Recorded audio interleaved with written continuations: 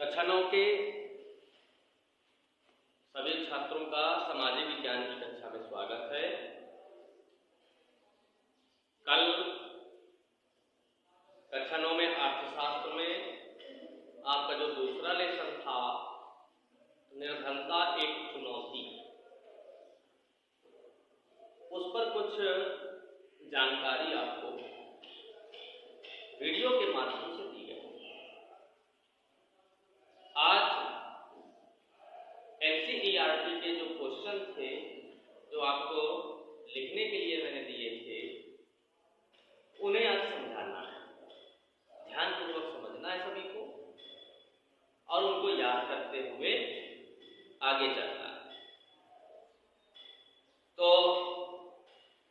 पहला जो क्वेश्चन था कि भारत में निर्धनता रेखा का आकलन कैसे किया जाता है। निर्धनता रेखा का आकलन कैसे किया जाता है।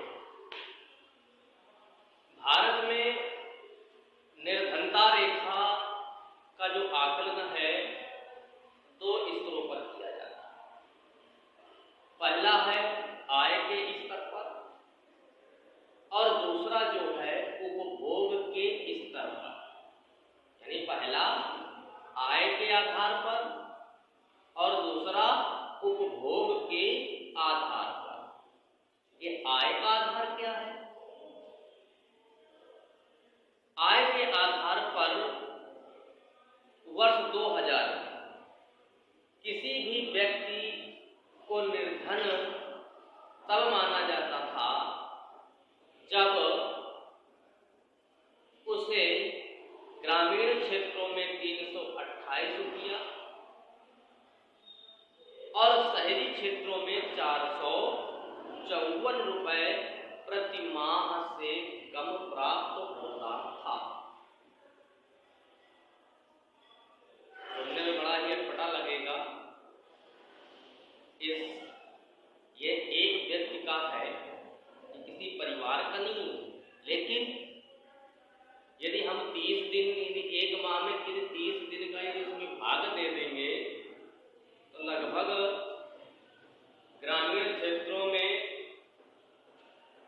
32 रुपया 80 पैसा प्रतिदिन और शहरी क्षेत्रों में 45 रुपया 40 पैसा मतलब कि लगभग आता है। तो ये जो आंकड़ा है ये 10 दिन का आएगा और जब उसमें हम और भाग दे देंगे तो बहुत ही कम आ जाएगा। यानी जब हम 30 का भाग दे देंगे तो 10 रुपया के लगभग हमारा ग्रामीण क्षेत्रों में और शहरी क्षेत्रों में लगभग 15 रुपया के आसपास का हमारा एवरेज बनेगा। लेकिन ये जो आंकड़े हैं ये आंकड़े समझ से परे हैं, क्योंकि महंगाई की दर निरंतर बढ़ती चली जा रही है। आवश्यक उपभोग की जो वस्तुएं हैं वो एक भी वस्तु इतने रुपए में हमको नहीं मिल सकती है, लेकिन जो सरकारी आंकड़े हैं वही प्रदान किए जाए। दूसरा है उपभोग के स्तर पर।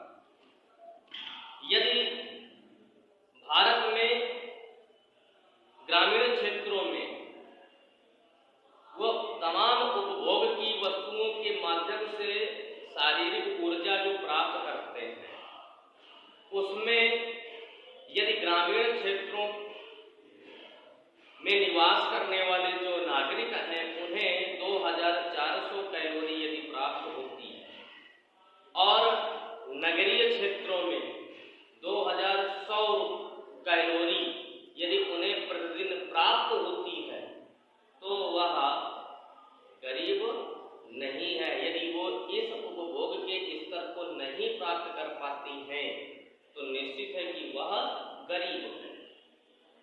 जो मेरा अनुमान है उपभोग के स्तर पर ही गरीबी रेखा का आकलन होना चाहिए। यदि उन्हें पर्याप्त भोजन नहीं प्राप्त होगा वो कुपोषित हो जाएंगे और कुपोषित होने के पश्चात उन्हें तमाम प्रकार की बीमारियां जब घेर लेंगी तो वो शारीरिक तौर पर कमजोर होंगे और उनसे उनकी क्रिया या उनका रोजगार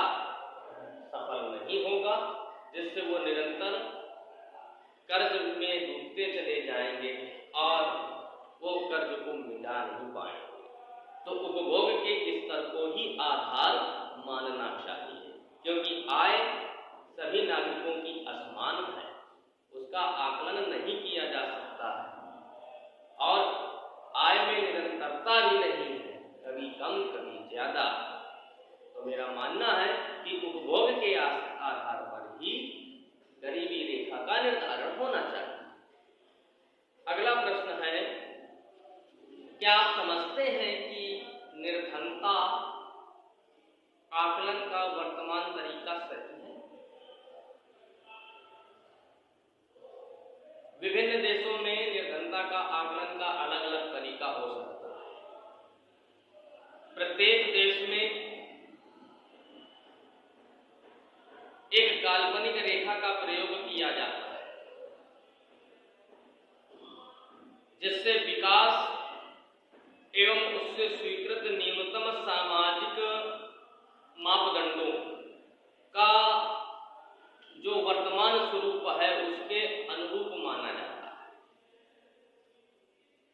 परंतु हमारे देश में आय और उपभोग के स्तर के आधार पर गरीबी रेखा की काल्पनिक रेखा को माना जाता है। हम वर्तमान में जो भारत की जो ये गरीबी रेखा का मापदंड है उससे सहमत नहीं है। अंतरराष्ट्रीय स्तर पर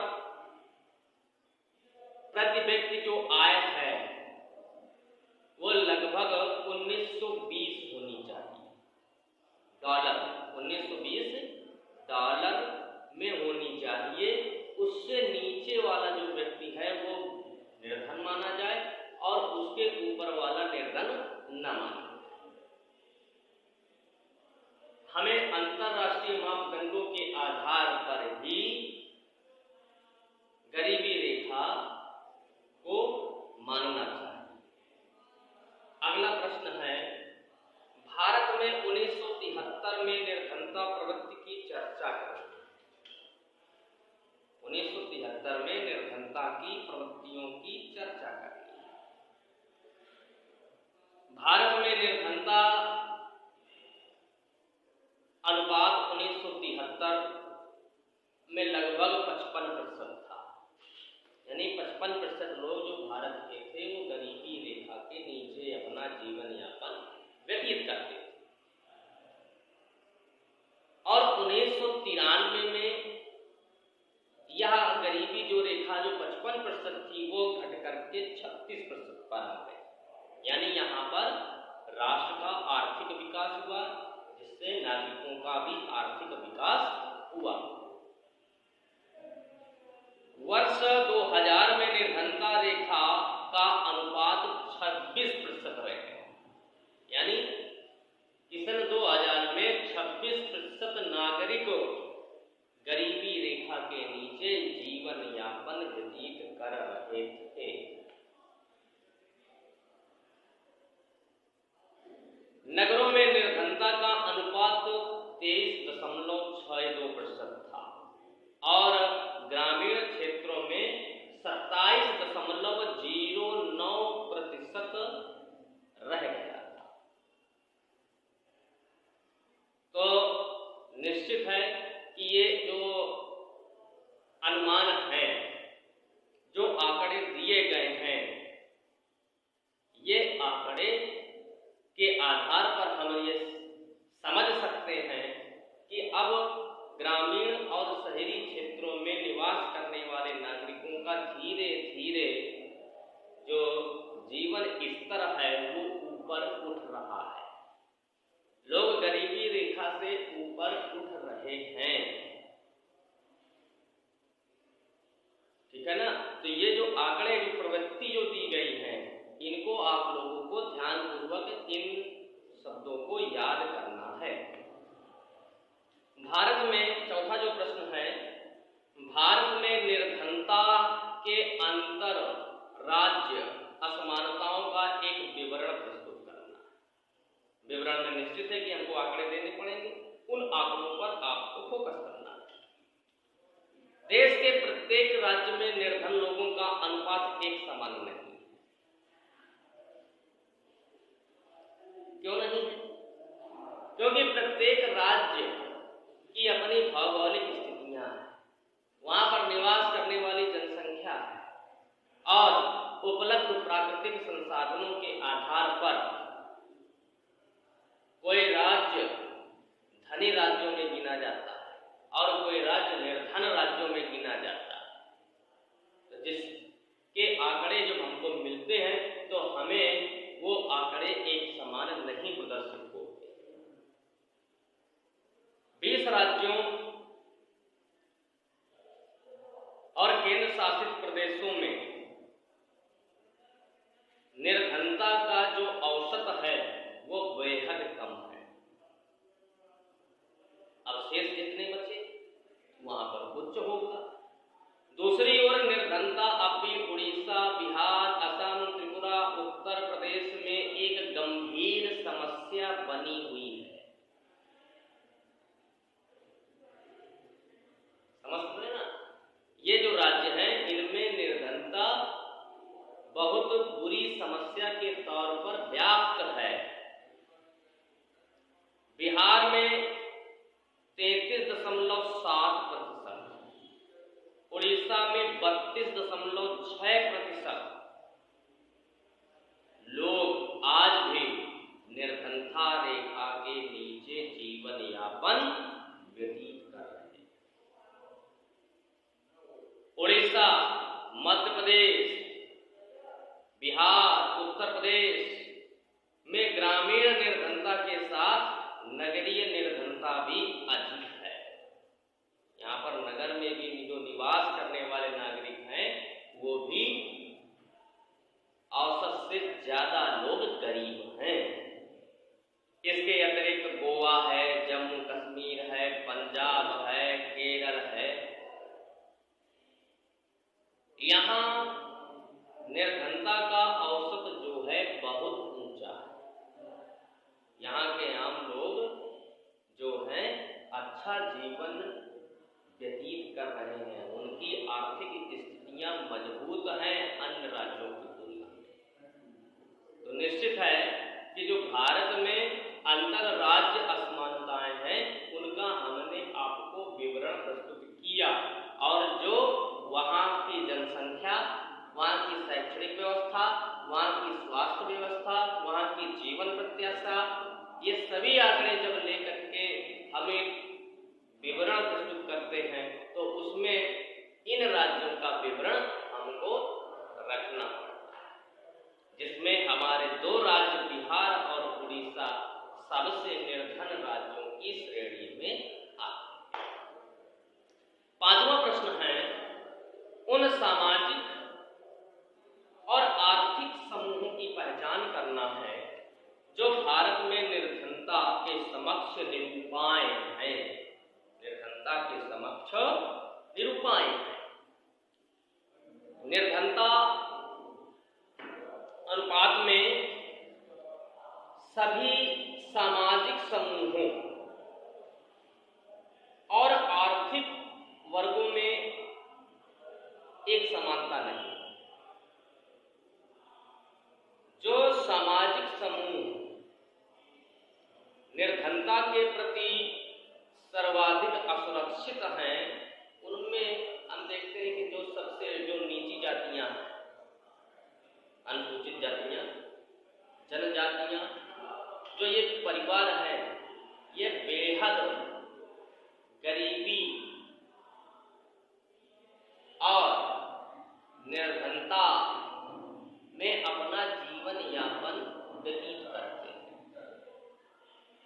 इसी प्रकार से कुछ आर्थिक समूहों में सर्वाधिक असुरक्षित जो समूह है वो ग्रामीण क्षेत्र के अंतर्गत कृषि श्रमिक हैं, जिनके पास जो अधिकतम भूमिहीन जो कृषक हैं वो दूसरे के खेतों में काम करके अपना जीवन यापन व्यतीत करते हैं, जिनका जीवन अत्यंत दुखों में व्यतीत होता है, उन्हें अधिक आर्थिक लाभ नहीं मिल पाता। उसी प्रकार से शहरी क्षेत्रों में भी जो दूसरे स्थानों या संस्थानों में काम करने वाले जो श्रमिक हैं उनका जो जीवन यापन है बेहद कमजोर स्थिति में माना जाता है। भारत में अनुसूचित जनजातियों में 43%, नगरीय क्षेत्रों में अनियमित मजदूरों में जो औसत है वो 34%, भूमिहीन जो कृषक हैं वो 34%, और अनुसूचित जातियों में 29% लोग आज भी निर्धन हैं। ये हमारे समाज के समूह हैं। इसके अलावा भी और भी ऐसे समाज में समूह हैं जो अपनी मूलभूत आवश्यकताओं की पूर्ति भी नहीं कर सकते, जिनका जीवन दूसरे वर्गों पर निर्भर करता है। तो ऐसे जो समाज है, ऐसे समाज के लिए विशेष कार्यक्रमों की करने की आवश्यकता है, जिससे उनकी जो भावी पीढ़ियां हैं ऐसे संकटों से वो सामना करने में समर्थ हो सके और अपना विकास स्वयं बना सके। उसके लिए सरकार को एक बुनियादी ढांचे तैयार करने की आवश्यकता है, जिससे सब में समानता का भाव हो, क्योंकि हम लोकतांत्रिक राष्ट्र के नागरिक हैं। हमारा अधिकार है कि हमें भी विकास करने का समान अवसर प्राप्त हो सके। तो आज इन प्रश्नों को आप लोगों को याद करना है। आगे के जो प्रश्न हैं वो कल आपको वीडियो के द्वारा भेज दिए जाएंगे। धन्यवाद।